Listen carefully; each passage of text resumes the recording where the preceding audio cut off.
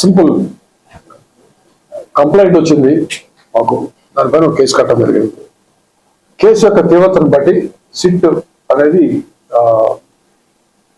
Form చేయడం జరిగింది, constitute చేయడం జరిగింది. కేసు తీవ్రతను బట్టి ఒక ఐజీ స్థాయి అధికారిని పెట్టి చేయడం జరిగింది.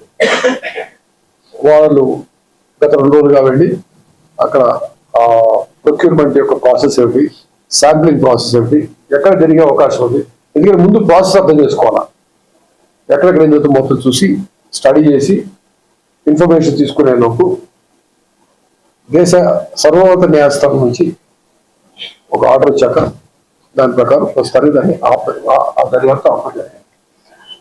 So what I want to use the case is the apex court, సర్వోన్నత న్యాయస్థానం సుప్రీంకోర్టు పరిధిలో ఒక ఆలోచన జరుగుతున్నప్పుడు 3వ తారీఖు వరకు ఆహ్వానం చెప్పినప్పుడు దీనికన్నా ఎక్కువ మాట్లాడటం సమంజసం కాదు. What I told you I already clearly told what I can మీడియాలో వచ్చేసి అర్థం చేసుకోవాలి. నాకు కాగితం వచ్చేవారు నేను చేస్తాను ఉంటాను అన్నాగా. 3వ తారీఖు వరకు ఈ దర్యాప్తును ఆపాలి, సిటీ యొక్క దర్యాప్తును ఆపాలి. సిటీ యొక్క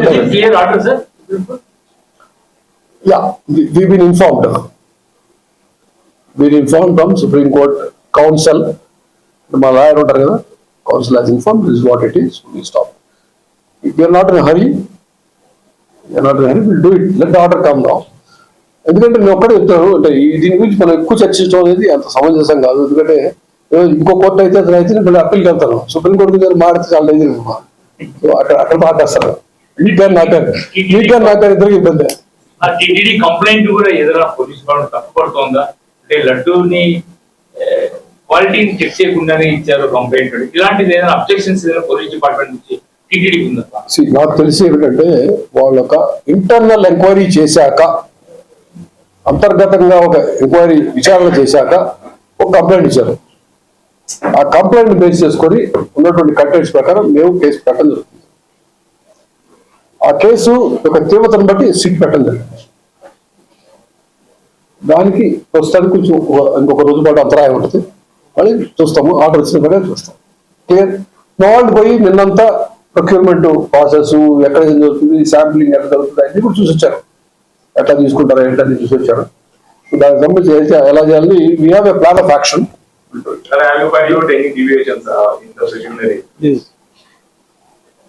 I couldn't get you. Have you find out any deviations? There is an inquiry. Based on the inquiry only they give the complaint. So I don't really go into the inquiry done by somebody else. No sir, they have been reviews. I have gone through the inquiry report also. The inquiry report is not. Okay, complaint is what is very important for me. Complaint basis మీదనే FIR కట్టడం జరుగుతుంది. ఆ కంప్లైంట్లు ఏమున్నాయి, ఏమేమి sections apply అవుతాయి చూసి దాని ప్రకారం కేసు కట్టడం జరుగుతుంది. That's what we did. నేను ఒకటి చెప్తాను, I can tell you one thing very clearly. Police శాఖ చేసే ప్రతి పని కూడా చట్టానికి న్యాయస్థానానికి అనుగుణంగానే వాళ్ళ ఆదేశాల ప్రకారం చేయడం జరుగుతుంది. మా వర్కింగ్ ఎప్పుడు కూడా I can assure you once again that we are very transparent in our working. పూర్తిగా పారదర్శకంగా ఉంటుంది, చట్టాన్ని గౌరవిస్తూ న్యాయస్థానాల ఆదేశాలకు అనుగుణంగా మాత్రమే వర్కింగ్. ఒక దర్యాప్తుగా ఏది కూడా మా పనితీరు మొత్తం కూడా అదే విధంగా ఉంటుంది. మరొకసారి మీకు నేను అష్యూర్ చేస్తున్నాను, హామీ ఇస్తున్నాను. నాకు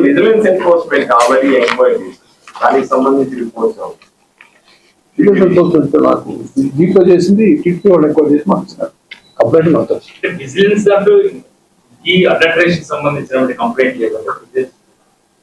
సంథింగ్ ఎల్స్ అది వేరేది ఉంది, వాళ్ళు చేస్తున్నారు. మాకు అది రాలేదు కదా, మాకు ఇంకా రాలేదు అది. టేక్ ఓవర్ చేసిన తర్వాత అందులో అడల్టరేషన్ సంబంధించిన కూడా 51, 59 టీటీడీకి సంబంధించిన డిపార్ట్మెంట్ కానీ వీళ్ళు ఎవరు కంప్లైంట్ చేయలేదు, ఇన్స్పెక్టర్ సార్ కంప్లైంట్ చేయలేదు, కేవలం జీఎం ప్రొక్యూర్మెంట్ ఇచ్చిన కంప్లైంట్ లో ఎట్లా అడల్టరేషన్ ఐడెంటిఫై చేస్తారు అనేది కేవలం ల్యాబ్ బేస్డ్ అని చేశారు. అంటే I only go by the contents of the petition first. దాంట్లో ఏం కంటెంట్ దాంట్లో సెక్షన్ ఆఫ్ లా వస్తుంది. దర్యాప్తులో అది దానికన్నా ఎక్కువ సెక్షన్ రావచ్చు, లేదా వాళ్ళు పెట్టిన సెక్షన్ ఉండకపోవచ్చు. It all comes to investigation.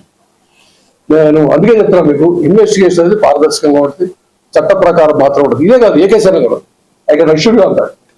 Like do it correctly. ఎవరిని తప్పట్టాలని, ఎవరిని ఎక్కించాలని చేస్తే ఇప్పుడు ఉండదు. దర్యాప్తు ఏ కేసు కూడా, ఇదే కాదు ఏ కేసు కూడా ఉండదు. That I would like to tell you once again. Will go purely as per law, and we have all adherence and with all adherence to the orders of the various courts. న్యాయస్థానాలు ఇచ్చేటువంటి ఆదేశాలకు అనుగుణంగా, తర్వాత చట్టాలకు అనుగుణంగా మాత్రమే పనిచేస్తాం. Transparent గా ఉంటుంది అంటున్నారు. పోలీస్ డిపార్ట్మెంట్ ఏదైనా అప్పీల్ చేస్తుందా? సిటీ ఎంక్వైరీ జరుగుతున్నారు, పెద్ద ఎత్తున లడ్డు ప్రసాదం భక్తులకు సంబంధించి మనోభావం ఎత్తున ట్రోల్ అవుతుంది చాలా వరకు మీడియాలో కానీ సోషల్ మీడియాలో. అంటే పొలిటికల్ గా కూడా చాలా డ్యామేజ్ జరుగుతుంది. సర్టన్లీ మేము ఉండబట్టే మా కౌన్సిల్ మాకు చెప్పింది, council representing we have a council supreme court. మాకు ఒక లాయర్ ఉండబట్టేగా తెలిసింది. మాకు అప్పీల్ చేయాల్సిన అవసరం లేదు. అక్కడ విచారణ ఉంది. ఎవరైతే పిటిషనర్ వేశారో వాళ్ళ తరపున లాయర్లు ఉంటారు, మా తరపున స్టేట్ తరపున లాయర్ ఉంటారు. State police always represent state. So lawyer ఉంటారు, మా లాయరు వాళ్ళ లాయరు. మాకున్నటువంటి వాస్తవాలు సుప్రీంకోర్టు జడ్జి గారి ముందు ప్రవేశపెట్టినప్పుడు ఏది కరెక్ట్ అనిపిస్తే అది చేస్తాం. ఇంకా అప్పీల్ చేయాల్సిన అవసరం లేదు, ఇంకా విచారణ పూర్తి కాలేదు. ఆర్డర్ రాలేదు. నేను చెప్పేదల్లా ఒకటే, సమయంలో పాటించాలా నెంబర్ 1. నేను చెప్తుంది ఎందుకంటే అంత పారదర్శకంగా మాత్రం ఎవరిని ఎప్పుడు మేము ఈ కేసే కాదు ఏ కేసులో కూడా ఎవరిని ఫిక్సప్ చేయాలని కానీ, వాళ్ళని ఏడిపించాలని కానీ, వాళ్ళని ఇబ్బంది పెట్టాలని కానీ ఉండదు. తప్ప చేయకుండా విషయం మా అవగాహన కోసం, పూర్తిగా మా అవగాహన కోసం ఈ రాష్ట్ర ప్రజల సంబంధించిన మనోభావాన్ని ప్లస్ ఇంకొక రకరకాల సమస్యలు వచ్చాయి కాబట్టి రాష్ట్ర ప్రభుత్వం తన అడ్మినిస్ట్రేషన్ ఉపయోగించుకొని తన అధికారాల శిక్షణ అధికారాల నేపథ్యంలో ఆ మధ్యలోనే మేము శిక్షణ ఉపయోగించి పెట్టారు. సో అఫీస్ తోటికి వాళ్ళ డైరెక్షన్స్ మేము ఆపేసుకొని ఈ రాష్ట్ర మనోభావాల కోసం ఏదో ఒకటి వస్తుంది ఇక్కడికి, నిజంగా తప్పు జరుగుంటే తప్పు చూపిస్తారు మీరు, లేకపోతే లేదంటారు. మీరు చేసిన తర్వాత మేము పబ్లిక్ గా మేము కానీ పబ్లిక్ కానీ అందరూ కూడా ఒక కంప్లైంట్ చేసి అమ్మాయి అనుకుంటారు. అలాంటిది ఒక సుప్రీంకోర్టు ఏదో ఒక కేసులోనో ఏదో ఇచ్చిందని చెప్పి ఆపడం ఎంతో సమయం చేసుకుంటారు. ఇప్పుడు సుప్రీంకోర్టు చెప్పాక ఆపకుండా నేను నా ఇష్టం చేసుకున్నా ఏ పౌరుడు అనకూడదు, ఏ పౌరుడు అనకూడదు. అలాగే సుప్రీంకోర్టు అపెక్స్ కోర్ట్ అని చెప్పి గౌరవిస్తున్నాం. Same time old apex court resorts లో సుప్రీంకోర్టు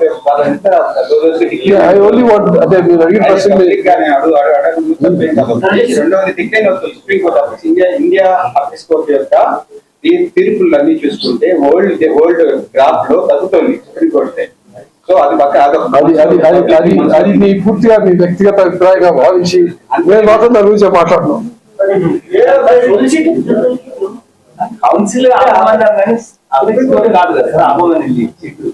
కేంద్ర అభిప్రాయాన్ని అడిగింది sir. It is communicated to us. The council, మా కౌన్సిల్ మాకు, వాళ్ళ కౌన్సిల్ వాళ్ళకి కమ్యూనికేట్ చేస్తారు ఇది విషయం ఉన్నప్పుడు. అంతేగాని దానికి నేను ఆర్డర్ వచ్చే వరకు నేను నా పని నేను చేసుకుంటానంటే కరెక్ట్ కాదు కదా. ఇప్పుడు అన్నది అంతా ఎవ్రీథింగ్ ఈజ్ నోట్ ఎవ్రీబడి. నేను నా చేతికి ఆర్డర్ వచ్చే వరకు నా పని నేను చేసుకుంటానే ఉండకూడదు. వచ్చింది అని చెప్పేశారు, it is convey to us. And I'm telling you, something very serious. We should not take. Thanks and thank you.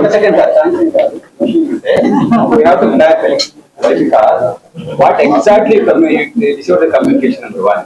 తర్వాత ఎంతవరకు మీరు చెప్పేసి కామ్గా ఉన్నాం ఏ విధంగా కొంత క్లాస్ చేస్తే బాగుంటుంది. నేను ఒక్క విషయం చెప్తానండి, మీరు ఇంకా రికార్డ్ చేస్తారా?